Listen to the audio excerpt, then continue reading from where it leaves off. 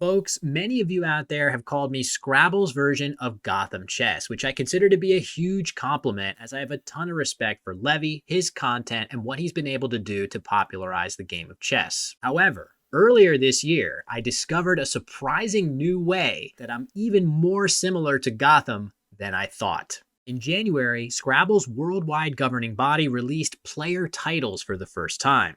In the past, these titles have been awarded nationally, and in the US, I'm one of 16 players to hold the Grandmaster title.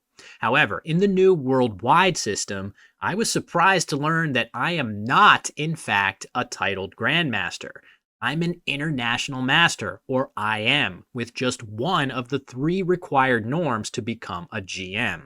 And if you've watched enough Gotham Chess videos, you'll definitely know that Levy is also an International Master, and his quest to become a GM has been continuing on and off for years. I was thinking about this when I recently traveled to the UK for my first ever British Scrabble tournament, the Easter Matchplay Major. If I did well enough, I could earn my second worldwide Grandmaster norm, but with many of the best players in the UK competing, it was not going to be easy. So in this video, I'm going to recap my tournament and showcase my best, worst, and most interesting games and plays, and by the end, you'll find out whether I was able to achieve my second GM norm. After a big win in the opening round, my round 2 game against Andrew Eames is a close one, and I'm down by 38 on an extremely closed board. I do have the play of Doofer for 42 points that will push me back into the lead, as well as the less obscure Fonder in the same spot for 36. However, take a look at the unseen tiles pool from my perspective here. Not only does it consist of just 1 vowel and 9 consonants, but those consonants are heavy, including the C and V, which are 2 of the likeliest tiles to be stuck with at the end of a game. Also, there's the B, F, P, and X, which are going to be difficult to play on this closed board. So I make a really strange looking play here. Instead of the 42-point Doofer, I play the 3-point Tar. My thinking here is that the newly opened triple lane is essentially impossible for Andrew to block, as I have the last vowel that can play to the left of the T. And by hoarding my precious vowels, the C and V, which could be so lethal to draw together, will simply increase the value of my eventual plays in the upper right with Confer and Vendor, respectively. Leaving the spot open for another turn isn't a risk, as Andrew can't play there productively anyway. Drawing an R will also give me Fordone for a huge bingo, which would be enough to outrun being stuck with whatever I draw. In fact, I dodge a huge bullet here. The last 3 tiles in the bag are CVX. So Doofer leads to me being stuck with multiple tiles and losing the game. Instead, after Tar, I draw the C, and after Andrew plays Pot for 24 to push his lead up to 59, I play Confer for 45, leaving Andrew holding 6 clunky consonants. Amazingly, Fro is actually Andrew's best endgame play in this position, and after I go out for 10 points, the 16-point swing from the unplayed tiles gives me the win.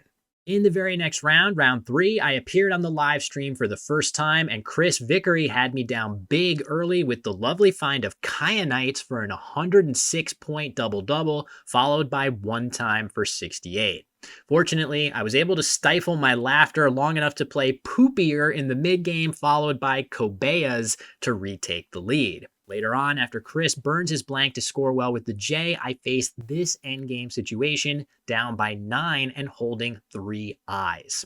With ADL on his rack, Chris's highest scoring plays are all in the same area, with Dal playing for either 17 or 13 points. My own highest scoring play, Arrived, just so happens to block both of these and score enough points to outrun Chris's backup outplay of Lady for only 8. And in fact, this is the only winning endgame move for me. I do some quick addition to figure out what happens when Chris doesn't go out and instead plays Add for 20. Once I'm satisfied that just playing Chi for 13 preserves my win, I press on with Rived, and I wind up completing the comeback in this game, winning by 6. Unfortunately, things get tougher from here as I drop 2 of my next 3 games, heading into a live stream matchup with the reigning UK champion, Harshan Lamabadu-Surya. I'm going second in the game, and with these tiles, I realize that if Harshan plays an L, I'll be able to bingo with the stylish Ethanoil to start the game. And in fact, Harshan has an L, and he has viable options that use it, such as Haloid for 28. However, he wisely opts for the more defensive Horde, which doesn't place a vowel next to a bonus score, reducing my scoring potential. And in this particular instance, not playing the L makes all the difference, as I make a lower scoring balancing play of Hoy for just 23 instead of a 68-point bingo. Harshan hits me back with Liveried for 86 and soon tacks on Frog-like for 107, handing me another big loss. While I do win my next game, my round 9 game with the solid expert Joel Davey has some tough breaks for me, including this position where I make my best move of Ma for 24 and draw into Perurs for 80, which plays in only one spot. Unfortunately, Joel beats me to that spot with the huge Wharves for 95, and I have to settle for Up Rears for 36, burning most of my good tiles. The computer engine likes this move as it is the highest scoring play by a lot, but as I play it, I think to myself, I just hope Joel doesn't draw the Z. And as if on cue, he responds with T's for 72, putting me down by over 100. Much later in the game, I'm still down by 100, but I can play Wipe for 34, hoping for miraculous draws such as Exultant for 101 on the top row. I don't draw any of these tiles, instead drawing the unplayable bingos of Tooling and Looting, but then I realize that these letters let me play through the disconnected E and S at the bottom of the board with Neologist for 64. If Joel makes a low-scoring block of the top row, worried about bingos there, this might even be enough to win if I can catch him with the X on an out bingo. He's having none of it though, and he wisely plays fun, as in, are we having any yet, both to cement his victory and spoil my chance at some precious style points. Boo this man! I split my next 2 games from here, and I'm in the midst of a tough game against fast-rising expert Jack Moran in round 12, and in the late game, I'm down 100 and have this weird-looking rack. I then realized that I actually have a bingo here of Tube Effects for 93, bringing me to within 13, but with the unseen tiles offering Jack solid plays through the X like Ixias or Axial, almost no matter what the last 3 tiles in the bag may be. Even this play doesn't offer any realistic winning chances. Without a viable alternative, I decide to go ahead and play the cool bingo, but I still wind up losing, dropping me to 6-6. From there, I'm able to rebound with a 3-game winning streak, including a live-streamed matchup with one of the top seeds and former UK champion Phil Robertshaw. Late in this game, I face an agonizing choice to either block the top or bottom parts of the board, but fortunately for me, Phil's tiles are clunky enough that he doesn't have bingos in either spot, and I escape with a 4th straight win. I'm now just 2 games back of the leaders, and if I can keep my winning streak going, I might actually have a chance to win this thing. My next game is my first ever one against the phenom Brian Poe, who won his first UK major earlier this year. He has the first move, and after opening with Zoril for 48, he hits me with a barrage of Locution, Co-Rotate, and Sewed and Tardying for 4 straight bingos, after which the score is 339 to 107. The final score of 609 to 355 isn't any better, ending my mini streak and cratering my spread tiebreaker. Still, I'm not going to give up, and I get another chance at a live stream game against the very talented young expert Sam Crispin. This one has a number of very interesting positions, none more so than this one where I hold both W's. Before simulation, the top equity play is Gowl on top of Vitamin, scoring well on doubling my W's and setting up my S. However, the resulting scoring spot is huge if Sam has tiles like the B, C, M, or P. However, Sam would also need 2 vowels to play in that spot, and his previous play of Lose gives me a lot to think about in that regard. Had Sam had an E on his rack, Z for 44 would have scored far too much for him not to play. Had he had an I, Zit for 40 would have similarly been hard to turn down. Had he had a U, Zulu for an extra point seems like it would be worth the risk of the additional S hook to get rid of that U. And although Za and Zo might be too risky to play for 33 points, Different combinations of vowels would give Sam a great chance at much higher scoring overlaps on the second row, like lazo or lays. So it seems like vowels are much less likely than usual to be in Sam's range after lose, making Gowl much safer than it would be otherwise, as he often won't have the two vowels required to hit this new spot. I did see all of this, but ultimately I elected to play the obscure Wagwan, shedding both W's and setting me up to bingo much more often on my next turn or two. The computer engine not only prefers Gowl, its favorite play is an even cleverer option. Gauze for the same score, burning my S. Why would I burn my S when I can set it up with Gowl and score the same number of points? Well, compared to Gaw, tacking on the S gives me many more points and protection against Sam's racks that have only one vowel, making it impossible for him to reach the triple with a four-letter word. If I just play Gaw instead, even one vowel allows Sam to potentially hit me hard.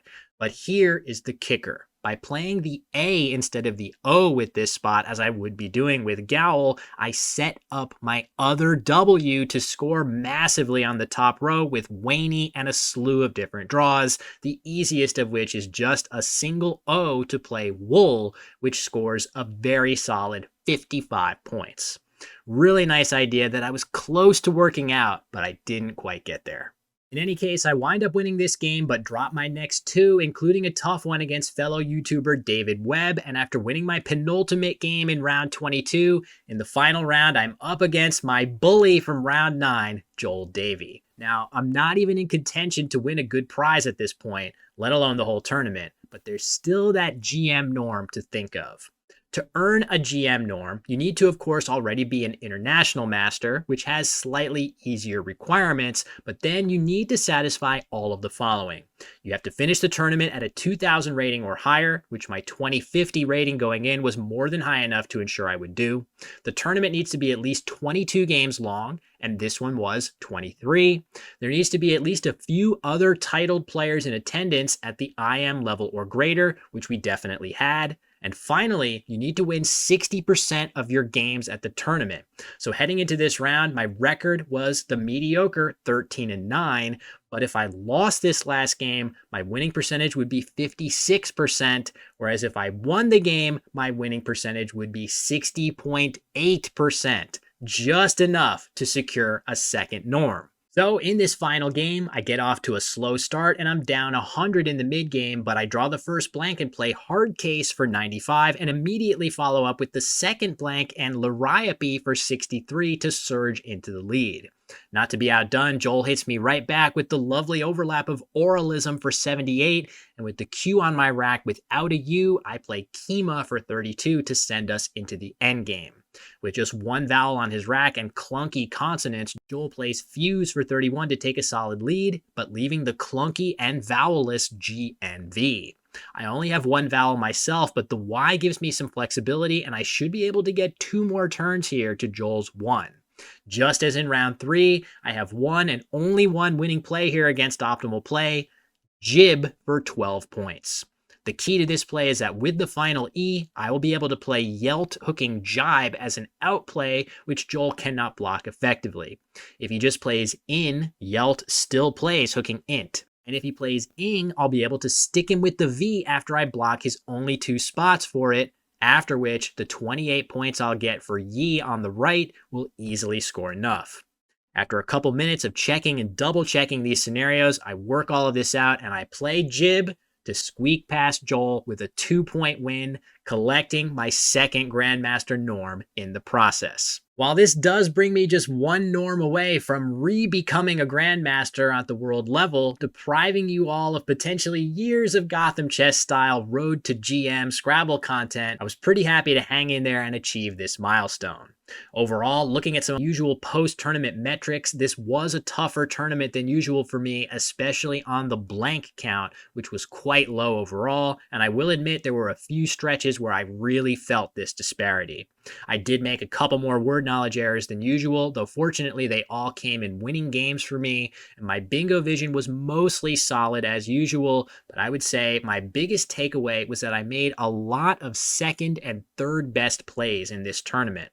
And I've really enjoyed analyzing my games more deeply to really understand the nuances that I might have failed to pick up on or misevaluated in some of these tougher positions. Overall, this tournament was so much fun despite my slightly underwhelming finish. It was great to meet and play so many new players to me from the UK, and I'm already thinking of when I might return for another visit. Who knows, maybe I'll officially re-become a grandmaster by that time. I hope you enjoyed this recap, and if you've stuck around this long, I just want to share that today actually marks the 3-year anniversary of my very first episode of Scrabble history, to the day, which marks the beginning of my taking this channel much more seriously. It's been an amazing ride to this point with over 140 videos over that span, and I really appreciate everyone's support, whether this is the first ever video of mine that you've watched or whether you've been there from the very beginning. So, as always, thank you so much for watching, and I will see you in the next one.